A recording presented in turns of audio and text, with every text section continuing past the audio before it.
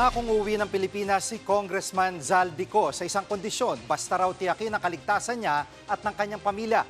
May hinanakit naman ng kongresista sa Kamara sa pagkansela nito ng kanyang travel clearance. Live mula sa Batasang Pambansa, nangunguna sa balita si News 5 House Correspondent Marian Enriquez. Marian, ano pa ang hinanakit ni Congressman Ko sa Kamara? Jiggy, ayon nga kay Ako Bicol Party List Representative Zaldico, para bang hindi raw siya nabigyan ng pagkakataong ipaliwanag ang kanyang sarili bago nga bawiin ng Kamara itong kanyang travel authority. Sa sulat nga ni Congressman Ko kay House Speaker Boji Dia na may petsang September 25, nababahala raw itong si Ko dahil aniya tila na pressure lang ang Kamara.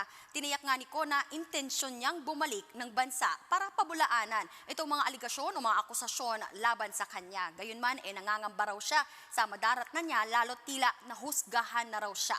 Giit pa nga ni Ko, wala siyang nakuhang kickback sa mga proyekto ng DPWH. Marinding itinanggi ni Ko ang tila nga pinalalabas na siya lamang ang nagpasok ng umano'y budget insertions sa 2025 General Appropriations Act at paliwanag nga ni Ko dumaan sa tamang proseso ng bicameral report at yung 2025 budget na pareho pong inaprubahan ng dalawang kapulungan sa plenaryo. Umaasa nga raw itong si Ko na mabibigyan siya ng due process at matitiyak yung kaligtasan niya at ng kanyang pamilya. September 18 nga, nang bawiin ng Kamara yung travel authority ni Ko na sinasabi ngang nagpapagamot daw sa Amerika. Binigyan siya ng 10 araw para umuwi o hanggang Lunes, September 29.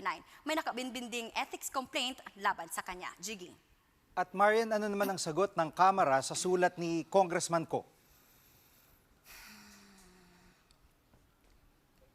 Jiggy, sabi nga ni House Speaker Boji Dia kay Congressman Ko, titiyakin ng Kamara yung seguridad niya at ng kanyang pamilya. Hindi raw dapat tignan ng Congressman Ko na panghuhusga sa kanya itong pagbawi nga ng kanyang travel authority, kundi pagbibigay daw ito ng pagkakataon para sagutin niya yung mga aligasyon. Binigyan din ni Speaker Dia yung pagbibigay nga ng ultimatum kay Congressman Ko hanggang Lunes, September 29. At kapag hindi pa rin daw siya umuwi, mapipilitan na ang Kamara na gumawa ng legal na hakbang at disciplinary action laban sa kanya. Jiggy. At talaga bang nakumpirma na ng DOJ na nasa Europe na at hindi Amerika si Congressman Ko ngayon? Jiggy, ayon nga kay Justice Secretary Boying Remulla, nasa Spain o France na ngayon ito si Congressman Ko. Hihilingin daw ng DOJ sa Interpol na i-monitor itong kilos ni Ko. Narito ang pahayag ni Secretary Remulla. As a European, Spain or France, a lot of text messages are coming in that he's in France.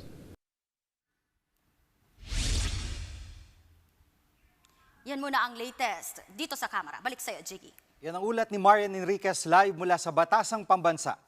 Mga kapatid, Jiggy Manikad po. Pagdating sa mahalagang balita sa loob at labas ng bansa, dapat una sa lahat, mag-follow at mag-subscribe na sa social media pages ng News 5.